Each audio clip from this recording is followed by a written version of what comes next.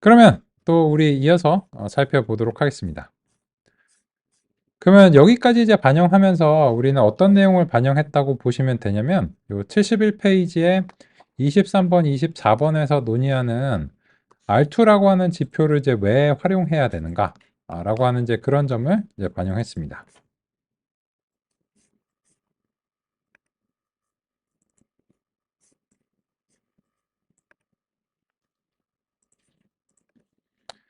그런데 이제 그걸 이제 반영을 하면서 우리는 그 기계학습을 이제 평가하는 데 있어서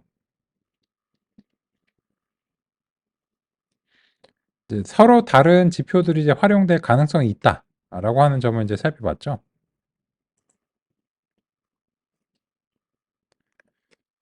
그러면 R2라고 하는 것이 어떤 취지를 가지는지는 알겠는데 정확하게는 이제 무엇인가 이런 점들은 이제 아직 논의가 안 된 것 같습니다. 그래서 이제 같이 한번 이제 살펴보겠습니다.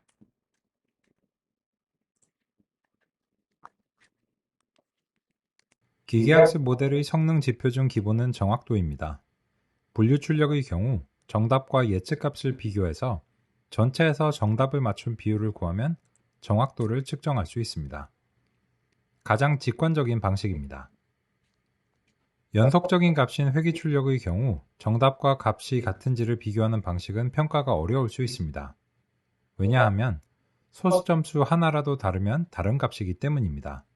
그래서 회귀의 경우에는 정답과 예측값의 차이를 산출하는 방식을 정확도 지표로 사용합니다. 분류의 경우와 비교하면 공식이 덜 직관적입니다. 하지만 하나씩 살펴보면 크게 어렵지 않습니다. 먼저 정답과 예측값의 차이를 구합니다. 이러한 차이를 오차라고 하겠습니다. 단일 표본에 대한 오차로는 정확도를 평가할 수 없기 때문에 전체 표본에 대한 오차를 구해 집계하는 것이 필요합니다. 오차를 집계할 때 오차는 양수 음수값이 모두 가능하기 때문에 그냥 더해서 집계하면 오차가 서로 상쇄되어 잘못 집계됩니다. 그래서 각 오차에 대해 최소한 절대값을 하여 집계하는 것이 필요합니다. 오차는 좋지 않은 것이기 때문에 종종 오차의 정도를 부각하기 위해 제곱을 하는 방식이 많이 사용됩니다.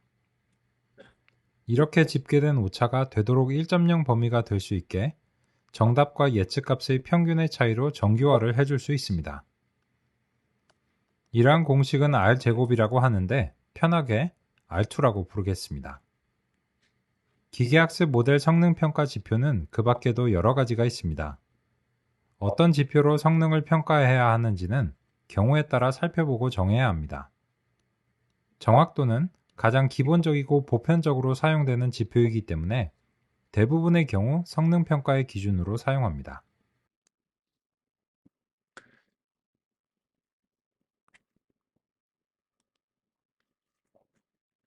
같이 한번 이제 보면 이제 요 공식은 이 교재 이제 보시면 그 요 아래쪽에 있어요. 옮기니가 이렇게 깨알같이 이렇게 이제 써놨거든요. 주석 8번에. 그 왜 그런가 하면 이제 이 교재 같은 경우에는 가급적이면은 이제 수식을 지양하고 있습니다. 근데 한국 사람들은 또 안 그렇잖아요. 그죠? 우리는 또 정확한 거 이제 좋아하니까. 그래서 우리는 또 그 교육도 많이 받았고 하니까 그래서 이제 수식을 딱 보면 아, 그렇지 뭐 이거지 이렇게 이제 생각하는데 그래서 이제 이 저자 같은 경우에는 수식을 지향하는데 요 한국어본에서는 이제 독자들의 요청이 있거나 있을 것 같으니까 이제 옮기니가 이제 제공하긴 했어요. 근데 중요한 건 이거죠. 중요한 건 이제 저 공식의 이제 구체적인 어떤 구현보다는 요 의미가 이제 중요하다고 생각합니다. 그래서 뭐 완벽하면 100점 맞는 거는 뭐 너무 자명한데 이 빵점을 맞는 경우는 이제 예측을 정답들의 평균으로 해버리는 거.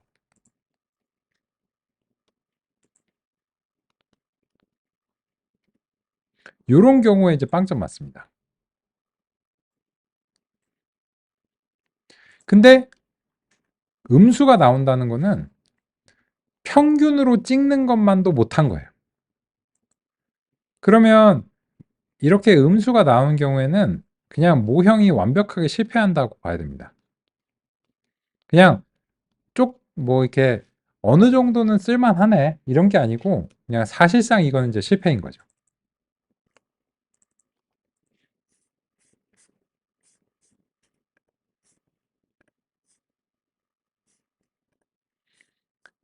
근데 왜 그럴까요?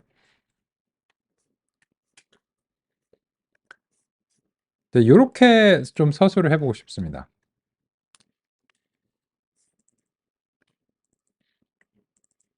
우리가 이제 여러 차례 이제 다음 같은 방식으로 이제 서술을 하는데 우리가 이제 기대하는 이상적인 모형이라고 하는 것은 이제 어느 정도는 이제 오차를 감안하고서 만들죠. 그런데 이제 이 오차의 정도가 얼마만큼 이제 될 것인가 라고 하는 것을 진정으로 알기는 어렵고 그게 어느 정도 그냥 가정하는 수밖에 없어요. 그게 이제 무슨 말인가?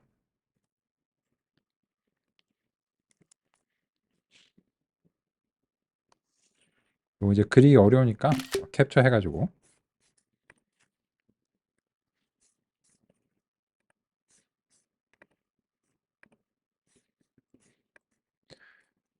그러면 이런 거죠. 만약에 우리가 이제 찾고자 하는 이상적인 이 모형이 다음에 이제 그 붉은색의 이제 점선이다 라고 하면 그러면 요거는 이제 정답에서 이제 그 소위 말해서 노이즈를 어느 정도 이제 빼준 거죠. 근데 그 노이즈의 정도가 중요합니다. 이 정도는 이제 뭐라고 말을 할 수가 없고 이게 노이즈인가 아닌가도 사실은 그냥 가정일 뿐이에요. 노이즈인 줄 알았는데 실제로는 이거를 반영해야지 제대로 되는 경우가 있어요. 그렇잖아요. 예를 들어서 이제 주식 가격이나 뭐 주식 투자나 이런 거 하는데, 아, 야, 이거는 지금 거품이야, 거품. 누가 그러는 건가요? 거품이라고. 그거는 이제 보는 사람마다 이제 다른 거죠. 이제 이게 왜 거품이냐? 이거는 떡상을 해야 마땅한 그런 어떤 주식이다. 하면은 그건 이제 거품이 아닌 거죠. 근데 아닌데 그거는 이제 이거 펀더멘탈이 없는데 뭐 이러면은 그건 이제 거품인 거죠. 그죠? 근데 이제 지금의 경우에는 우리가 내심 가정하는 게 뭐냐면 약간 이제 정규분포 같은 요런 가정이 들어간다는 겁니다. 근데 그 말이 무슨 말일까요? 정규분포의 어떤 가정 같은 거를 한다면 정규분포 문제 잘 아시니까 이게 그 표준 정규분포를 한번 이제 가정해 볼게요. 그럼 이제 평균이 0이고 이제 분산이 1인데 그러면 이제 이 정규분포의 이제 가장 핵심은 그 어떤 임의의 값이 평균일 때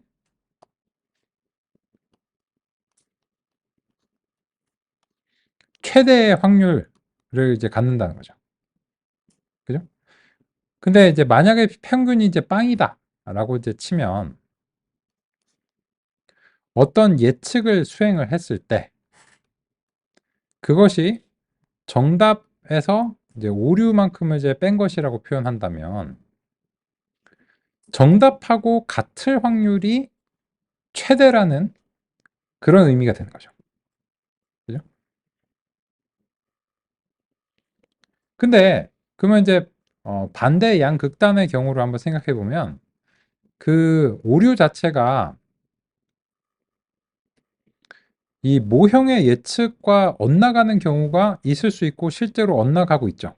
지금 같은 경우에는 여기가 이제 그 예측이고 여기서 이제 여기가 이제 예측이고 여기가 이제 실제니까 많이 엇나갔잖아요. 그죠?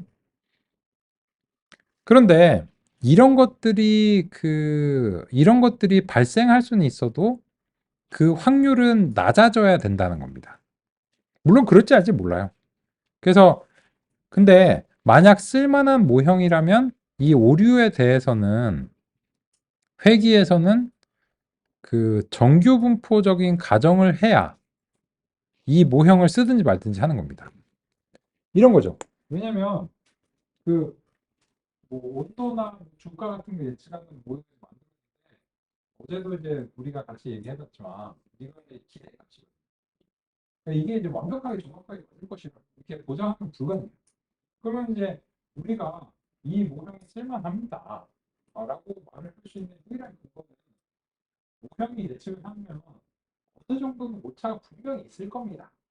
근데 그 오차가 이 모형에서 모형의 근방에서 형성이 될 것이다라고 해야 쓸만한 거죠. 완벽하게 정확하게 보지는 못해요. 근데 이 모형의 예측의 근방에서 아마도 그 가격이 형성됐다든지 이럴 겁니다. 그거 아니면 모형이 쓸모가 전혀 없다. 그래서 지금처럼 이제 연속적인 값들의 경우에는 이 오차 자체가 이런 가정을 할 수밖에 없어요. 근데 만약에 이런 가정에서 크게 언락을 이러면 그 모형의 성능이 안 좋고 그러면 쓸모가 없죠. 그래서 이제 이런 식으로 우리가 생각을 해볼 필요가 있다. 그런데 지금 보면 이 KNN의 경우에 이런 가정에서 굉장히 크게 엇나가는 양상을 보이죠. 그러면 이런 모형은 사실상 모형의 실패라고 봐야 되고 이런 모형을 믿고서 미래 시점에 어떤 데이터를 예측하는 것은 가치가 없다. 그리고 그것이 R2라고 하는 지표에서 음수값이 나올 정도로 안 좋다라고 하는 이제 이런 점. 그럼 어떻게 해? 그럼 어떻게 될까요?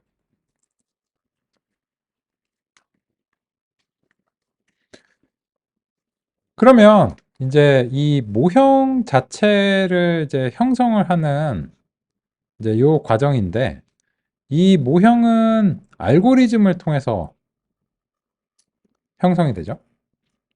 근데 알고리즘이 이제 다양한데 그 중에서 이제 KNN이라고 하는 것을 이제 썼는데 그 KNN을 썼을 때는 사실상 이 모형의 형성에 이제 실패한 것으로 이제 봐야 될 것 같습니다. 현재 그 현상적으로 이제 보면요. 그죠? 그래서 결국은 이게 성공할 거냐 실패할 거냐 어떤 알고리즘이 성공을 할 것이냐 라고 하는 것을 미리 아는 방법은 없습니다. 거의 없습니다. 그럼 어떻게 해?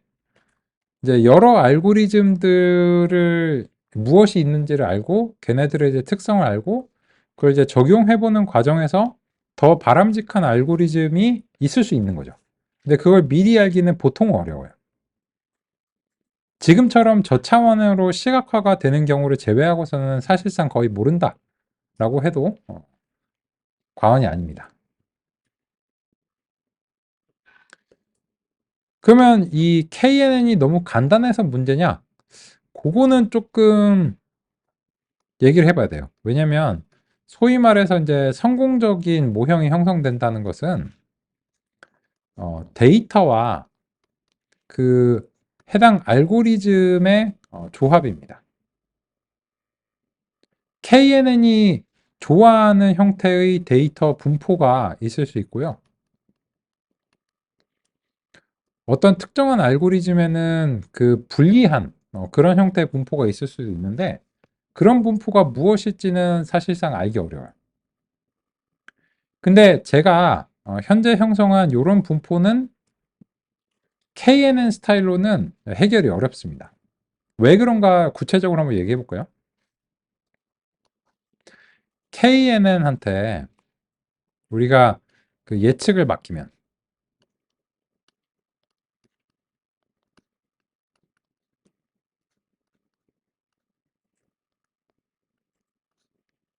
그러면 얘는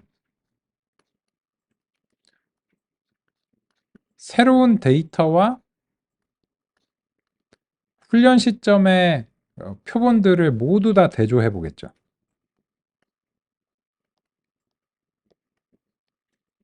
그 중에서 제일 가까운 거를 찾아가지고 할 거 아니에요. 근데 그게 누구냐? 얘예요, 얘. 얘를 그냥 뭐라고 불러야 되니까 요 라스트라고 부를게요. 마지막 표본. 그죠? 즉 이제 요 시점에 x 뉴가 이제 발생을 했는데 걔한테서 제일 가까운 애는 훈련 시점에 요 x 라스트예요. 근데 이 우리 표본의 분포상 요 시점 이후로 모든 표본들은 x 라스트가 최근접 이웃이에요.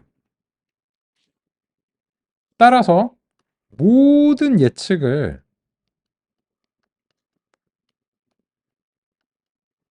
라스트의 타겟 값으로 수행해 버리면서 사실상 실패해 버리게 됩니다.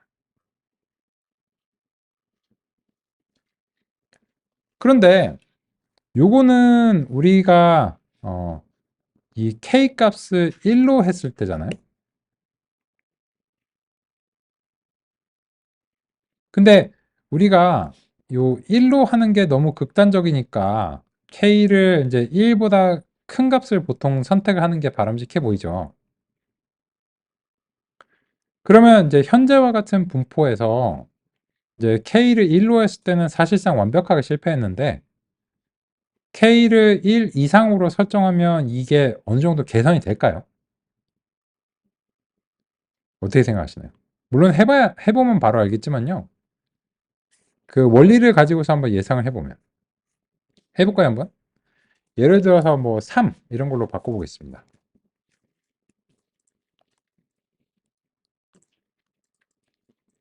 개선이 될까?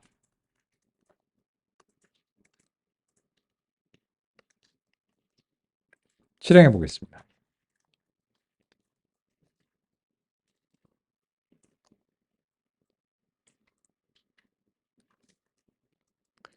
몇 가지 사실들을 이제 관찰할 수 있는데 첫 번째로는 이 k가 1일 때는 이거는 그냥 안 봐도 얘기할 수 있는 거예요. 이렇게 이제 그 무조건 100점을 이제 보장하거든요. 훈련 데이터는. 그런데 이제 k가 1보다 커지기 시작하면 저 무조건 100점 보장이 안 됩니다. 왜 그러냐 하면은 이 예측 자체를 예전에는 최근접 이웃 하나로 바로 이제 수행했거든요. 이게 뭐가 됐든지. 근데 이 회귀의 경우에 만약에 K를 지금처럼 이제 3개를 하게 되면 최근접 이웃이 이제 1번, 2번, 3번이 이제 만약에 뽑혔다. 그죠? 그러면 얘 어떻게 할까요? 분류에서는 다수결을 하는데 회귀에서는 이제 평균 냅니다.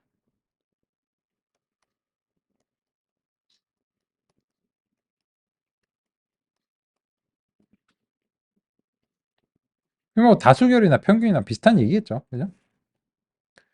그러다 보니까는 아까처럼 이제 완벽하게 소수점 하나까지 딱 맞추는 건 불가능하고, 그래서 지금 보시면 그 1.0에서 이제 미달하는 그런 이제 점수가 되는 걸 확인할 수 있습니다.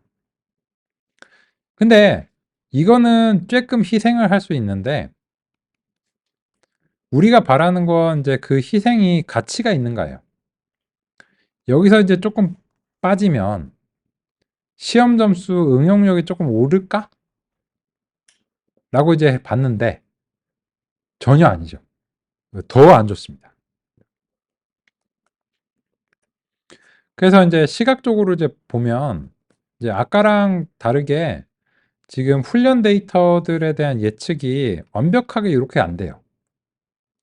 그죠? 왜냐면 요 이제 주위에 있는 애들의 평균 값으로 예측을 수행을 해야 되기 때문에 완벽하게 이제 일치를 못 하는 거죠. 근데 이제 요런 양상이 우리가 이제 그 이웃의 개수를 좀 늘려볼게요. 극단적으로 한 10 이렇게 늘려볼게요. 그러면 그럼으로 인해서 훈련 점수는 더 떨어집니다. 최적화를 이제 희생하는 건데 시험 점수도 같이 떨어져요. 네가 내려가냐? 같이 가자. 이렇게 되는 거예요. 아니, 같이 가면 안 되지. 내가 내려왔으면 네가 좀 올라와 줘야 되는 거 아니야? 이게 보장이 안 됩니다. 그러면 이제 요 10으로 하면 이제 어떤 느낌적인 느낌이냐면 요 이상적이라고 우리가 이제 생각하는 요 붉은색의 직선에 좀 더 가까워지는 느낌적인 느낌이에요.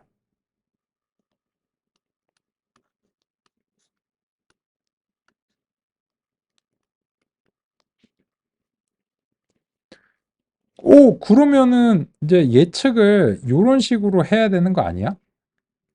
가 아니죠. 그냥 KNN은 역시나 마찬가지로 새로운 데이터 포인트가 이제 여기서 발생하면 제일 가까운 이웃들이 여기 있어요. 설령 K가 1보다 크다고 할지더라도. 그러니까 여전히 예측 자체는 요 라스트들 근방에 있는 걸로, 그죠? 라스트 주위에 이제 몇 개를 가지고서 이제 해버리겠죠. 사실상 안 됩니다. 그럼 어떻게 해? 그러면 이제 결론을 이렇게 내야 됩니다. 아까 이제 논의를 이제 드리면서 이 모형을 성공적으로 한다는 것은 이제 주어진 데이터 분포를 해당 알고리즘이 대응할 수 있을 때 성공합니다. 근데 알고리즘마다 이제 장단점이 있어요. 서로 뭐 좋아하는 분포가 있고, 그러다 보니까 이제 이 알고리즘이 현재와 같은 분포에는 어떤 설정을 한다고 해도 실패할 수밖에 없는 그런 어떤 상황으로 평가를 해야 됩니다. 그럼 어째야 될까?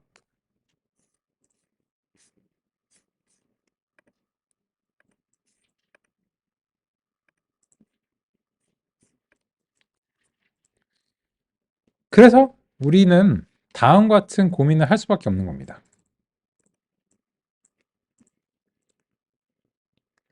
요거는 이제 제가 만든 말입니다. 성능의 이제 삼축이라고 하는 건데, 이 성능의 삼축은 결국은 데이터와 알고리즘의 이 두 가지의 조합이 주요합니다. 서로 이제 궁합이 맞아야 돼요. 그런데 이 알고리즘들은 종종 그 설정이 있습니다. 있을 수 있습니다. 예를 들자면 지금 이제 우리 KNN 알고리즘이 있는데 그것을 이제 어떻게 이제 K 값을 설정하는가에 따라서 같은 알고리즘인데도 해당 데이터에 대해서 다른 성능을 보일 수도 있죠. 근데 그것도 다 평가해 봤는데 안 돼. 그러면 어떻게 해야 되냐? 하면은 이제 두 가지 방향을 고민할 수밖에 없는데 결국은 데이터와 알고리즘으로 다시 돌아와야 돼요. 그러면 이 데이터를 추가적으로 수집을 하거나 아니면 다른 형태로 가공을 하거나 하는 이런 가능성을 염두에 둬야 되는데 요거는 난이도가 높습니다. 근데 어쩔 수 없으면 해야 돼요.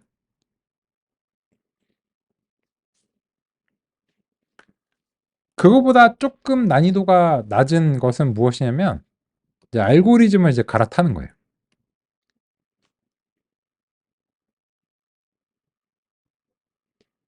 그래서 우리는 여러 가지 알고리즘들이 이제 무엇이 있는지 아는 것이 이제 필요합니다. 그래서 우리는 다음 알고리즘으로서는 이제 선형 모형을 살펴보고 싶습니다.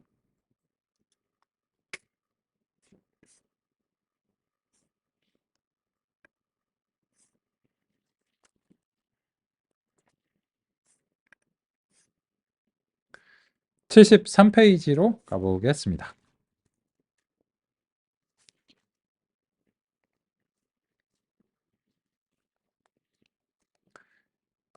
일단 장단점과 매개 변수가 나오면 요건 이제 그 해당 알고리즘에 대한 마무리입니다.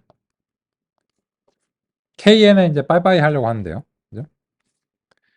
여기서 이제 매개 변수라고 부르는 것은 이제 우리가 설정이라고 부르는 겁니다. 같이 한번 읽어보실까요? 주요한 부분들. 중요한 매개 변수 혹은 설정은 두 개인데 데이터 포인트 사이의 거리를 재는 방법. 이제 우리가 이제 이런 식으로 표기를 해왔죠. 이미 이제 두 벡터 이제 거리. 그 거리를 이제 재는 방법이 요 기본적인 방법인데 요게 이제 유클리디안 거리입니다. 근데 그 밖에도 뭐 약간씩 그 뉘앙스가 다른 방법들이 있는데 그런 것들은 이제 크게 중요하지 않습니다.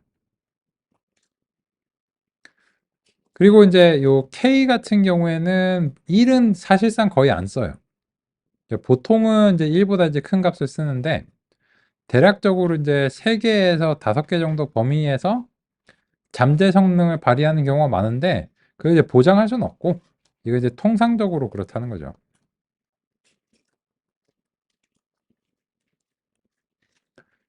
그런데 요 KNN의 장점은 이해하기 매우 쉽죠. 그죠? 그런데 단점은 뭐냐? 이해는 쉬운데 예측이 느리고 많은 특성을 처리한 능력이 부족해서 잘 안 쓴다가 결론이에요. 결론. 그러면 왜일까요? 왜 이런 문제가 있을까요? 그건 이런 거죠. 거리를 구하는데 이게 예측이 느리다는 게 뭐냐면 이런 거예요. 거리를 S번을 재야 되는데 S가 100만 개면요. 그러면 그 예측을 할 때마다 거리를 100만 번 재야 돼요. 그러니까 이런 거죠. 그 수능 시험장에 가서 수능 문제를 풀리고 하는데 KNN 스타일은 자기가 평생 봐왔던 문제집이랑 교과서 다 들고 가. 그래갖고 문제가 나와. 그러면 막 찾아서 제일 비슷한 문제를 찾아요. 그래갖고 이제 일단 시험장에서는 그게 안 되죠. 그러면 이제 이게 좀 의구심이 들죠. 과연 이게 지능 학습 알고리즘인가? 지능적인 동작인가? 아니면 그냥 대조하는 그런 이런 것들 이제 의문이 들고 소위 말해서 이제 학습한다는 그런 느낌이 있는가라고 하는 것에 이제 의구심이 들어요. 왜 그러냐면 이런 거죠. 지금 이제 여기 계신 선생님들께서도 그 다 이제 각 분야의 전문가신데 그 전문성을 발휘하실 때마다 학교나 뭐 이런 곳에서 배운 교과서를 뒤져보시나요? 아니면 그냥 하시나요? 그냥 하죠. 그러니까 교육하는 시점에서는 그걸 이제 막 보고 해야 되는데 이미 숙련이 되고 나면 그냥 하죠. 그죠? 다시 참고할 필요가 없거든요. 그게 이제 지능적인 동작이고 학습이 되는 거라고 할 수 있죠. 저도 마찬가지죠. 제가 여기서 이제 대본을 들고 읽는 게 아니잖아요. 그러니까 머신러닝에 대한 뭔가 이해가 있고 그 이제 이해를 바탕으로 해서 이제 여기에 대해서 이제 드릴 말씀을 이제 드리는 거죠.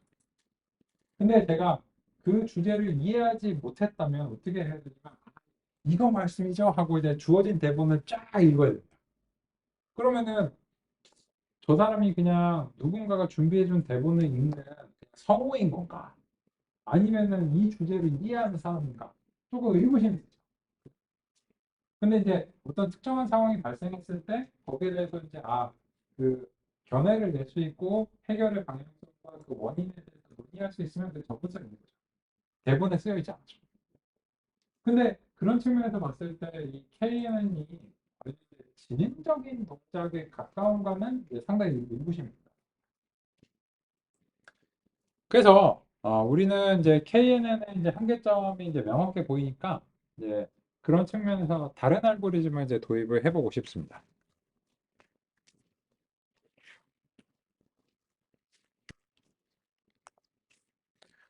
그래서 우리는 73페이지 하단에서부터 논의가 시작되는 선형 모형이라고 하는 것을 살펴보고 싶습니다.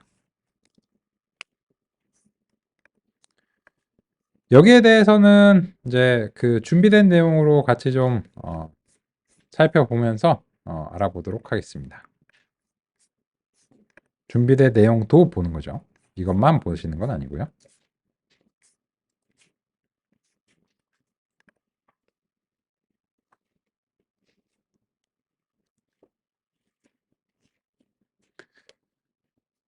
먼저 이 선형 모형의 이제 가장 조상님이고 기본적인 형태인 선형 회기에 대해서 같이 이제 알아보기로 하겠습니다.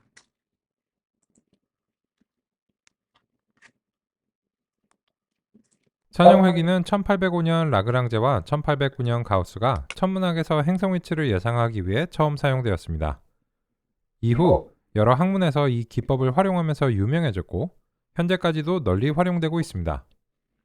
다른 명칭으로는 최소 제곱법, Ordinary Least Square, 줄여서 OLS라고 부릅니다. 최소 제곱법이 선형회귀에만 사용되는 것은 아니기 때문에 기술적으로 두 가지가 동의어라고 하기는 어렵습니다. 하지만 많이들 그렇게 부르고 있습니다. 회귀라는 단어는 리그레션의 번역으로 사용되는데 둘 다 돌아가다 라는 의미 정도입니다. 1875년 프란시스 갈톤의 연구에서 키가 특별히 크거나 작은 부모의 자식이라도 전반적으로는 평균으로 회귀한다는 것을 보여주었는데 이 연구에서 평균 키 추세선을 형성하는데 선형회귀가 사용되면서 그 이후 회귀라는 단어가 현재의 의미로 자리 잡았습니다. 현재는 원래 의미보다는 분류 유형과 대비되는 연속적인 출력값을 예측한다는 뜻으로 사용되는 편입니다.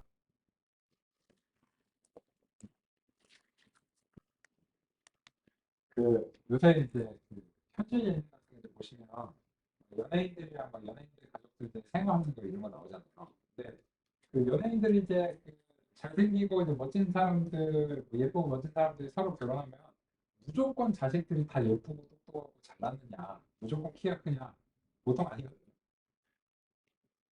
보통은 그냥 평균에 가까운 확률. 그리고 이제 만약에 키가 되게 작은 사람이면 무조건 작은 자식이 나오냐 하면 그냥 평균적인 사람이 나올 확률이 높아요. 그래서 이제 무조건 똑똑하거나 잘난 사람들끼리 만난다고 해서 다 좋은 결과가 나오는 건 아니고 또 그렇다고 이제 그뭐 못난 사람들끼리 나온다고 해서 반드시 또 무조건 나쁜 결과가 나오는 건 아니라는 거죠. 그래서 19세기에 굉장히 중요했던 지점이 뭐냐면 이 통계가 과학으로 산입돼서 그런 시점이 있었습니다.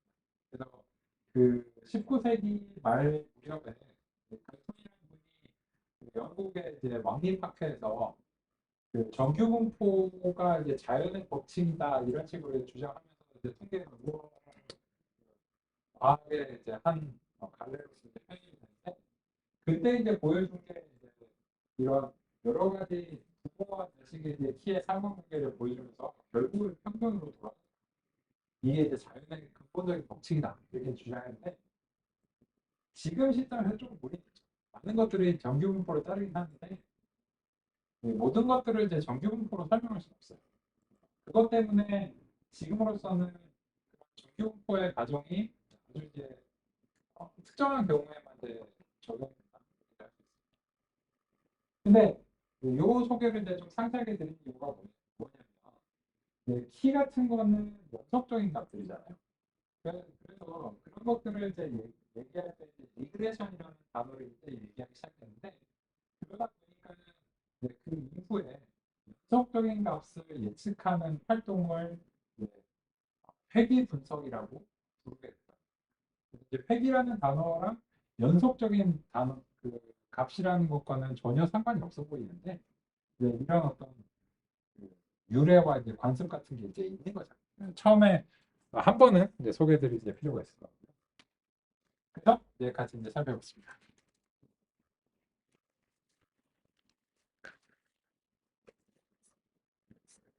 그러면 우리 이제 교재 74페이지와 이제 75페이지를 같이 한번 이제 보겠습니다. 여기서 이제 그림 2-11번이 있는데 요 2-11번을 형성하는 이제 방법이 74페이지의 26번 입력이었어요. 근데 여기 보시면 이제 mgrun이라고 하는 것을 통해서 하고 있는데 우리는 요 mgrun을 사용 안 하기로 했죠. 왜냐면 요 mgrun이라고 하는 것이 해주는 거를 보면 이제 요런 데이터를 형성하는 건데 이런 것들은 그냥 우리가 직접 이렇게 만들 수 있어요. 그죠? 저 패키지가 없어도 그냥 이렇게 이제 만들면 됩니다. 그리고 이렇게 만드는 게 훨씬 더 그 논의하고 이해하는 데 도움이 된다라고 이제 생각합니다.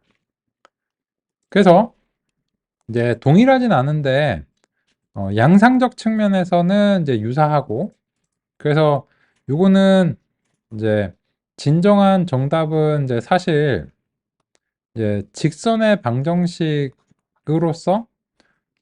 DGP가 이제 있는 거죠. 거기다가 우리처럼 랜덤하게 이제 노이즈를 조금 섞어줬겠죠. 그죠? 근데 그러니까 이제 진정한 요 DGP는 사실상 이제 알고 있는 거고, 근데 이제 이상적인 모형은 결국은 이제 노이즈를 이제 뺀 건데, 그게 요 이제 직선인 거죠. 우리가 이제 했던 얘기 그대로입니다. 그러면 우리는 이제 노이즈를 노이즈라고 가정하고 이게 노이즈일지 아닐지는 이제 알 수가 없는 거고 이게 노이즈라고 가정했을 때 우리가 찾아야 되는 것이 무엇인가를 생각해 보면 요 직선입니다. 그러면 이제 우리의 목표가 결정이 된 거죠. 우리의 목표는 그렇다면 이제 저런 공포에 대해서 이제 약간 지글지글한 노이즈가 섞여 있다면 저 직선을 찾아내면 미래 시점의 데이터에 대한 설명 능력을 갖는 그런 모형을 형성할 수 있을 것이다. 라고 하는 가정이 이제 선형 모형의 가정입니다. 이번 시간 여기까지 살펴보고요. 빅브레이크 이후에 또 이어서 알아보겠습니다.